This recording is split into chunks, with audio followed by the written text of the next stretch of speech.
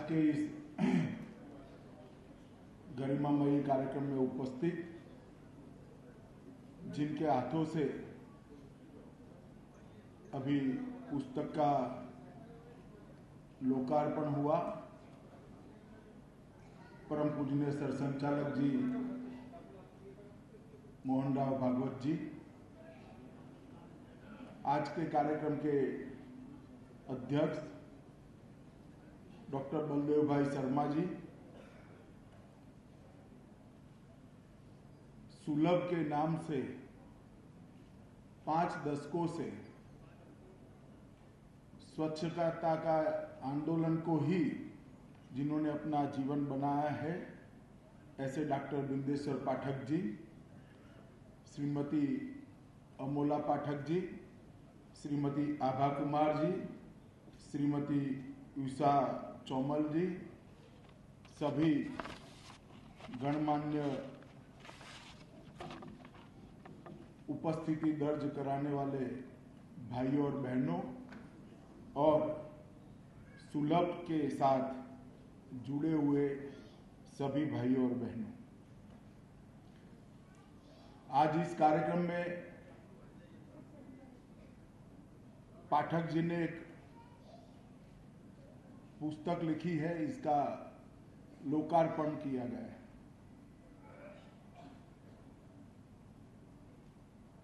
पुस्तक वैसे तो सचित्र गाथा है, एक बालक अपने कर्तृत्व के आधार पर शायद देश से गरीब परिवार में जन्म लेकर परिश्रम, ईश्वरदत्त मेघा, सबको साथ लेकर कैसे आगे बढ़ा जाता है, इसका एक प्रयास और खुद अपने जीवन का कोई महत्वाकांक्षा करे बगैर काम करते करते दुनिया के सबसे बड़े लोकतंत्र के सर्वोच्च स्थान पर कैसे पहुंच सकता है, इसकी एक गाथा। स्वाभाविक है ये आज के हमारे देश के यशस्वी प्रधानमंत्री नरेंद्र भाई मोदी के जीवन की सचित्र गाथा है। मित्रों, इसमें एक लीजेंड शब्द प्रयोग किया गया है।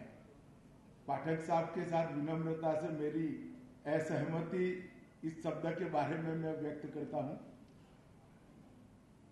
यहाँ इस सभागार में बहुत सारे लोग हैं जिन्होंने नरेंद्र भाई को नजदीक से काम करते हुए देखा है। साहजिकता से, सरलता से कार्यकर्ता की भांति काम करते करते आगे बढ़ने का उनका जो स्वभाव है, उसके साथ इस शब्द प्रयोग मेल नहीं खाता है। नरेंद्र भाई का जीवन वैसे देखे तो बहुत गरीबी में बचपन बीता। बचपन से ही राष्ट्रीय स्वयंसेवक संघ से जुड़े, प्रचारक बने, भारतीय जनता पार्टी के संगठन का दायित्व आया, संगठन मंत्री बने। गुजरात के संगठन मंत्री के बाद राष्ट्रीय स्तर पर दायित्व आया, राष्ट्रीय महामंत्री बने। उसके बाद में राष्ट्रीय संगठन मंत्री बने। एक भी पंचायत का चुनाव भी न लड़ने के बावजूद उनको पार्टी ने गुजरात का मुख्यमंत्री बनाकर भेज दिया।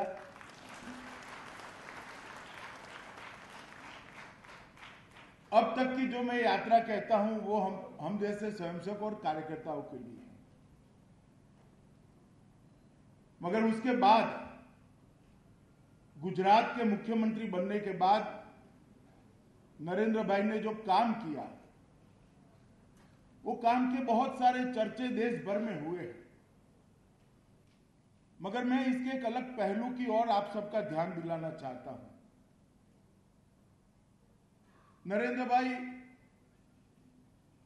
जब गुजरात के मुख्यमंत्री बने, उसके 8-10 साल के अंदर इस देश में एक अजीब प्रकार का माहौल सर्जित हुआ था। देश भर के कई लोगों को, कई शुभचिंतकों को, कई सोचने वाले लोगों को लगता था कि हमारी जो बहुपक्षीय लोकतांत्रिक संसदीय व्यवस्था है वो फेल कर जाएगी क्या। कॉन्स्टिट्यूशनल स्कीम जो हमारी है लोकतंत्र चलाने की, वो फेल कर जाएगी क्या। देश किस दिशा में जा रहा है। अगर इसी प्रकार का अस्थिरता का माहौल लंबे समय तक देश के अंदर चलता है तो देश की दिशा ना निश्चित हो सकती है, ना देश की समस्याओं का निवारण हो सकता है। और उसी वक्त नरेंद्र भाई ने गुजरात के मुख्यमंत्री के नाते गुजरात की बहुत बड़ी समस्याओं का, मतलब 10 को पुरानी समस्याओं का साहसिकता से निवारण किया। मैं गुजरात से ही आता हूं, उनके साथ मंत्रिमंडल में भी रहा। गुजरात की सबसे बड़ी समस्या थी गिरता हुआ जलस्तर, और नरेंद्र भाई ने इस क्षेत्र में काम करने वाले बहुत सारे लोगों से चर्चा करते हुए, और मैं इनकी बात नहीं करता जिनको बहुत सारे अवार्ड मिले हैं, जिन्होंने बहुत सारे शोध कार्य किए हैं, जिन्होंने बहुत सारे निबंध लिखे, डॉक्टरेट प्राप्त करी है, इनसे तो चर्चा करी ही, मगर ग्रामीण स्तर पर छोटे छोटे प्रयोग जिन्होंने किए थे और सफल प्रयोग किए थे, उन सब से चर्चा कर कर एक ऐसा जल संचय का आंदोलन खड़ा कर दिया। मुझे ठीक याद है मित्रों, एक ही साल में 1,60,000 से ज्यादा चेक डैम बनाकर नरेंद्र भाई ने गुजरात के गिरते हुए जलस्तर की दिशा को अलग दिशा दी। और उसके बाद में मां नर्मदा के पानी को सरस्वती तक ले जाना, 21 नदियों के अंदर डालना, गुजरात के 11,000 तालाबों में नर्मदा के पानी को पहुंचाने की व्यवस्था करना, जैसे एक धुन लगी थी कि गुजरात को एक गिरते हुए जल स्तर के समस्या से निजात दिला देंगे। और मित्रों, मुझे ठीक याद है, अभियान शुरू हुआ था 2006 में, और 2012 में गुजरात का जल स्तर काफी बढ़ चुका था और कई सारे इलाके डार्क जोन के बाहर निकल गए। मैं जिस क्षेत्र से गुजरात के आता हूं, वो उत्तर गुजरात में सारे के सारे जिले लगभग डार्क जोन के अंदर थे। आज गुजरात डार्क जोन मुक्त हो गया है और ये जल संचय के सफल प्रयोग कर दिया। इसी तरह से उसी वक्त उन्होंने प्रयोग किया था स्वरोजगारी पर बल देने का। 125 करोड़ के देश की जनसंख्या जिस देश की हो, वो नौकरियों के माध्यम से रोजगारी का समाधान नहीं ला सकता। नरेंद्र भाई ने गुजरात के अंदर ही प्रयोग किया था स्वरोजगारी का और कौशल विकास का। प्रधानमंत्री बनने के बाद उन्होंने इस प्रयोग को राष्ट्रीय फलक पर लेकर आए, मगर ये दोनों प्रयोग कौशल वर्धन का और स्वरोजगारी का उन्होंने गुजरात में ही सफलतापूर्वक किया था और बेरोजगारी की समस्या को एक नए अंदाज से एड्रेस करने का प्रयास किया था। आज भी सारे अर्थशास्त्र के पंडित ढूंढते हैं कि जॉबलेस ग्रोथ है, जॉबलेस ग्रोथ है, जॉबलेस ग्रोथ है। मेरे जैसे व्यक्ति के तो सर पर बाल नहीं है, जो है इतने भी खींच लेते हैं कि जॉब क्यों नहीं है। मैं इनका ध्यान इंगित कराना चाहता हूं, मुद्रा बैंक योजना के माध्यम से 7 करोड़ 28 लाख बेरोजगार गरीब युवाओं को स्वरोजगार देने का काम ये नरेंद्र मोदी सरकार ने। रोजगार का मतलब जॉब तक सीमित कर दोगे तो इस देश का भला नहीं होगा। इस देश की समस्याओं का समाधान इस देश की समस्याओं की दृष्टि से लाना होगा। कहीं और से उधारी से लाई हुई योजनाएं और उधारी से लाए हुए मॉडलों के आधार पर इस 125 करोड़ के देश की समस्याओं का समाधान नहीं हो सकता। और इसीलिए जब नरेंद्र भाई गुजरात के अंदर काम करते थे तब उन्होंने औद्योगिक विकास को भी प्रायोरिटी दी, वाइब्रेंट गुजरात को एक ऐसा मॉडल बनाया जो इन्वेस्टमेंट समिट के लिए पूरी दुनिया आज इसको स्वीकार कर रही है। भारत के करीब करीब सभी राज्यों ने स्वीकार कर लिया। उसके साथ साथ कृषि विकास को भी बल देकर कंटिन्यूअसली 6 साल तक 12% से ज्यादा कृषि विकास दर प्राप्त करने वाला राज्य एकमात्र राज्य गुजरात बना। और मित्रों, कंटिन्यूअसली 10 साल तक 12% से ज्यादा जीडीपी प्राप्त करने वाला राज्य गुजरात बना।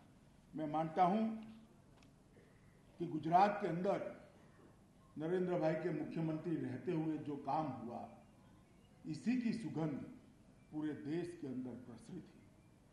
और 2014 में जो चुनाव आया और जैसे ही भारतीय जनता पार्टी ने निर्णय किया कि भारतीय जनता पार्टी की ओर से प्रधानमंत्री पद के लिए घोषित प्रत्याशी श्री नरेंद्र मोदी होंगे, देश के अंदर एक अजीब माहौल था। उस वक्त युवा आक्रोशित होकर सड़क पर दिखाई पड़ता था। महिलाएं सुरक्षा के बारे में अनिश्चित थी। देश की सीमाओं की सुरक्षा के बारे में बहुत सारे सवाल थे। विश्व में देश की साख दिन प्रतिदिन गिरती जाती थी। अर्थतंत्र को इंगित करने वाले सारे आंकड़े, सारे ग्राफ औंधे मुंह गिर रहे थे। इतनी विषम परिस्थिति में भी पूरे देश के अंदर एक आशा का संचार हुआ और एक साथ कश्मीर से कन्याकुमारी और कामरूप से लेकर कच्छ तक इतने बड़े देश के अंदर एक देश की जनता ने फैसला किया। ये जनता कोई चुनाव अभियान, ये फैसला कोई चुनाव अभियान नहीं करा सकता। ये फैसला कोई पार्टियां नहीं करा सकती। ये जो प्रचंड जनादेश मिला है वो भारत की 125 करोड़ जनता का मन का आशीर्वाद। 30 साल के बाद देश को पूर्ण बहुमत देने का काम इस देश की जनता ने किया और आजादी के बाद पहली बार देश को गैर कांग्रेसी प्रधानमंत्री पूर्ण बहुमत के साथ देने का काम इस देश की जनता ने। और मित्रों, ये इसलिए हुआ कि नरेंद्र भाई ने 12 साल तक 2014 तक 2001 से अंत से 2014 तक जिस प्रकार से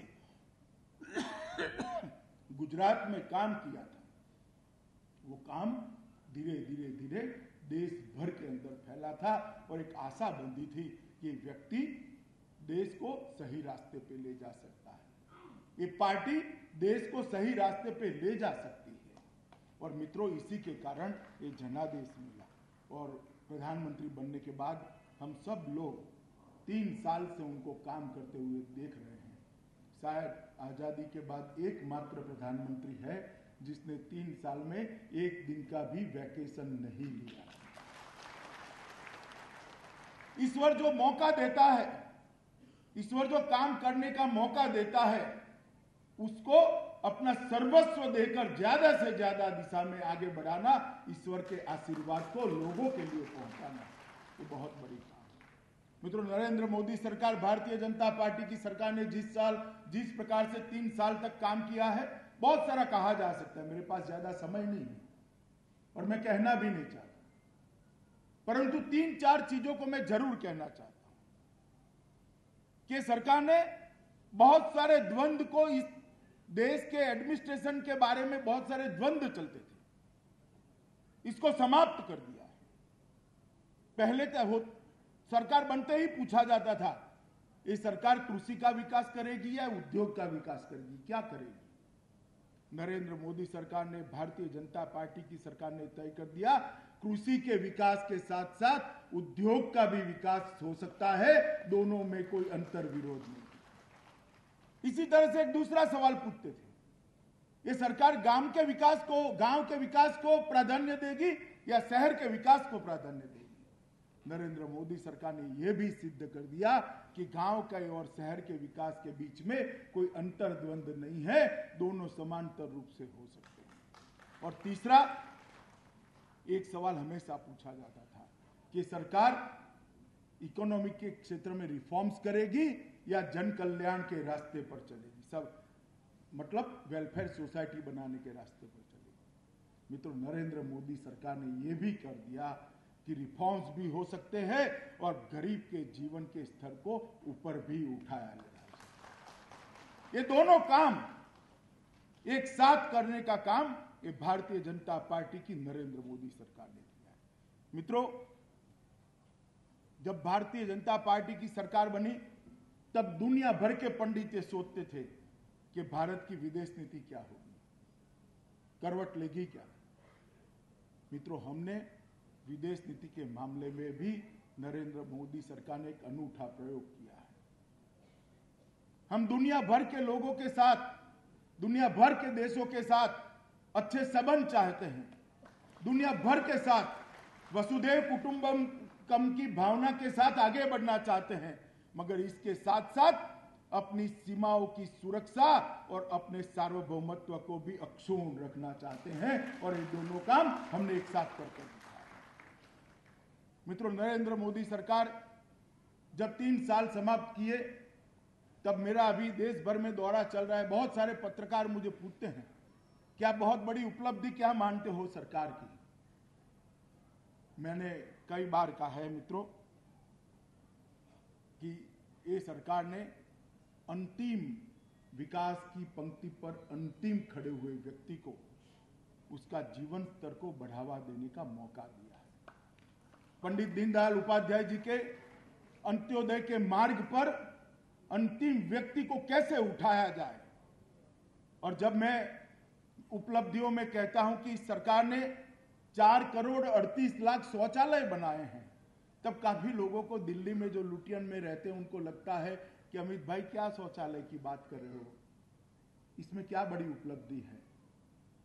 मगर मैं हॉल में जो बैठे हैं इन सबको भी कहना चाहता हूं मित्रों, आपने पूर्वी उत्तर प्रदेश, बिहार, उड़ीसा के दूर दराज के गांव में गरीबी नहीं देखी है। एक 16 साल की बच्ची सुबह शौच क्रिया के लिए गांव के बीच में से चलकर खुले में जब उसको बैठना पड़ता है तब उसके आत्मा पर, उसके मन पर, उसके आत्मविश्वास पर जो ग्लानि आती है, इसका अनुभव हमें नहीं है। इस 16 साल की बच्ची को अभी देश का नागरिक बनना बाकी है, देश के विकास में अपना योगदान देना बाकी है, अपने स्वप्न देखना बाकी है। इस ग्लानि से उसका आत्मविश्वास चूर चूर हो जाता है। और जब मैं कहता हूं कि नरेंद्र मोदी सरकार ने, भारतीय जनता पार्टी की सरकार ने 4 करोड़ 38 लाख शौचालय बनाए हैं, तब नरेंद्र मोदी सरकार ने, भारतीय जनता पार्टी की सरकार ने और प्रधानमंत्री के दिशा निर्देश ने करोड़ों महिलाओं को और करोड़ों बच्चियों को सम्मान के साथ जीने का एक रास्ता बता दिया। उनको मौका दिया है देश के लिए कंट्रीब्यूट करने का, उनको मौका दिया है अपने जीवन के बारे में स्वप्न देख पाने का। और ये सोच तभी आ सकती है जब व्यक्ति गरीबी से उभरा हुआ हो, गरीबी को देखा हुआ हो और संघर्ष जीवन में किया हुआ हो। इस देश में 12.5 करोड़ गैस बट गए थे। 12.5 करोड़ गैस के एलपीजी सिलेंडर में से 11 करोड़ 80 लाख गैस शहरी एरिया में बटे थे। गांव की गरीब महिला के नसीब में गैस का सिलेंडर नहीं था। हमें लगता है गैस के सिलेंडर में क्या है, मगर जब एक महिला अपनी झोंपड़ी में कंडे और टहनियां जलाकर खाना पकाती है घर के लिए, घर पूरा धुएं से भर जाता है, झोंपड़ी धुएं से भर जाती है। कोई भी सिगरेट पीने की आदत न होने के बावजूद भी 400 सिगरेट जितना धुआं उसके फेफड़े के अंदर चला जाता है और वो महिला का स्वास्थ्य खत्म हो जाता है। उसका बच्चा बड़ा होने से पहले भी टीबी से ग्रस्त हो जाता है। और नरेंद्र भाई ने तय किया कि 2019 तक 5 करोड़ गरीब महिलाओं को गैस का सिलेंडर देने का काम ये सरकार करेगी और 2024 तक देश के हर घर में गैस का सिलेंडर पहुंचाएंगे। मित्रों, एक झोंपड़ी को धुएं से मुक्त करने का विचार उसी को आ सकता है जो समता मूलक समाज के सिद्धांत को स्वीकार करता है, उसी को आ सकता है। और मित्रों, कई सारे ऐसे काम जो 3 साल के अंदर हुए, लगभग 13,000 गांवों में बिजली पहुंची। अगले साल मई तक ये देश में एक भी गांव ऐसा नहीं होगा जहां बिजली नहीं होगी। एक भी गांव ऐसा नहीं होगा जो रोड से जुड़ा हुआ नहीं होगा। एक भी घर ऐसा नहीं होगा जहां शौचालय नहीं होगा। 2024 तक एक भी घर ऐसा नहीं होगा जहां एलपीजी का सिलेंडर नहीं होगा। आज एक भी घर ऐसा नहीं है जहां बैंक अकाउंट नहीं पहुंचा है। और ये सारा 70 साल की आजादी के बाद करना पड़ता है। विकास की बात करने वाले, गरीब की बात करने वाले कई सरकारें, कई व्यक्ति प्रधानमंत्री बने और चले गए, कई पार्टियां आई और चली गई। ये सब हमारे भाग्य में इसलिए आया है कि आगे किसी ने किया नहीं। अगर कर देते 70 साल में तो आज देश बहुत आगे बढ़ता होता। मगर खैर मित्रों, मैं इतना जानता हूं कि इस देश के आर्थिक विकास के मामले में बहुत सारा काम होने के बावजूद आज देश दुनिया का सबसे तेजी से बढ़ता हुआ अर्थतंत्र बना है। सारे फाइनेंशियल डिसिप्लिन के आंकड़े अपने पैरामीटर्स के अंदर हैं। मगर इसके साथ साथ इस सरकार ने देश से गरीब के गरीब व्यक्ति को, पिछड़े से पिछड़े व्यक्ति को, दलित को, आदिवासी को अपना जीवन स्तर उठाने का मौका दिया है। उनके लिए आजादी के मायने तो अपने घर के अंदर टॉयलेट और अपने घर के अंदर एलपीजी सिलेंडर और बेरोजगार को रोजगारी के लिए ही थे। और वो 70 साल के बाद भारतीय जनता पार्टी की सरकार ने पहुंचा है, प्रधानमंत्री जी के नेतृत्व में पहुंचा है। मित्रों, नरेंद्र भाई ने दुनिया के अंदर कुछ बोले चाले बगैर देश का नाम रोशन करने का काम किया है। आज नरेंद्र भाई जहां जहां जाते हैं अपनी संस्कृति को, अपने देश की संस्कृति को पहुंचाने का काम करते हैं। 21 जून को दुनिया को 170 देशों में जब योगा होते हुए देखते हैं और दुनिया योगा की दिशा में आगे बढ़ती है, तब मन प्रफुल्लित हो जाता है। दुनिया को योगा की दिशा में ले जाकर योग दिन की स्वीकृति लाकर नरेंद्र भाई ने सिर्फ इतना नहीं किया कि दवाई बगैर का जीवन आज भी संभव है। मन, आत्मा, बुद्धि और शरीर के बीच में अनुसंधान, संधान संभव है। ये हमारे प्राचीन ऋषियों ने जो संशोधन किया है वो दुनिया के सामने उपलब्ध किया। नरेंद्र भाई ने साथ में ये भी कहा कि इसकी कोई पेटेंट राइट हम आपसे नहीं मांग रहे हैं, ये हिंदुस्तान की संस्कृति है। और मित्रों, आज दुनिया में हिंदुस्तान को अलग दृष्टिकोण से देखा जा रहा है। दुनिया की बहुत सारी समस्याएं, चाहे वो जलवायु परिवर्तन की हो या बढ़ते हुए तापमान की, नरेंद्र भाई की ओर दुनिया देख रही है कि इसका समाधान क्या है। इतनी सारी भाषाएं, इतने सारे पंथ संप्रदाय, इतने सारे राज्य और इतनी बेशुमार गरीबी और बेरोजगारी के बीच में ये आदमी कैसे देश को आगे ले जा रहा है, वो पूरी दुनिया आश्चर्यचकित होकर देख रही है। मैं मानता हूं कि गरीब से गरीब घर में जन्मे हुए बालक से लेकर ये राष्ट्रीय स्वयंसेवक संघ के स्वयंसेवक बनकर, प्रचारक बनकर, भारतीय जनता पार्टी के संगठन के लिए कोई चुनाव लड़े बगैर सालों तक काम करने के बाद एक आदमी जब मुख्यमंत्री बनता है, प्रधानमंत्री बनता है और विश्व के सबसे बड़े लोकतंत्र को और विश्व के सबसे महान देश को एक सच्ची दिशा में ले जाता है, तो मैं मानता हूं मित्रों, पूरी दुनिया नरेंद्र भाई के व्यक्तित्व को और नरेंद्र भाई के जीवन को जानने के लिए बेताब है, आतुर है। उसी समय पाठक जी ने ये पुस्तक प्रकाशित करने का जो निर्णय किया है, लिखने का जो निर्णय किया है, ये सर्वथा बहुत उचित है और पाठक जी को जितना साधुवाद दे उतना कम है। क्योंकि पाठक जी देश तो जानता है नरेंद्र भाई को, मगर आपके माध्यम से सुलभ को और शौचालय को लेकर आप जहाँ जहाँ विश्व में जाएंगे वहाँ पर ये पुस्तक भी साथ में ले जाना, तो विश्व को भी नरेंद्र भाई को जानने में सरलता होगी। आज परम पूज्य सरसंघचालक जी के हाथ से इसका उद्घाटन हुआ है। मैं पाठक जी और उनकी टीम को हृदय से बहुत बहुत शुभकामनाएं देता हूं और भारतीय जनता पार्टी की ओर से धन्यवाद भी देता हूं। बहुत बहुत धन्यवाद।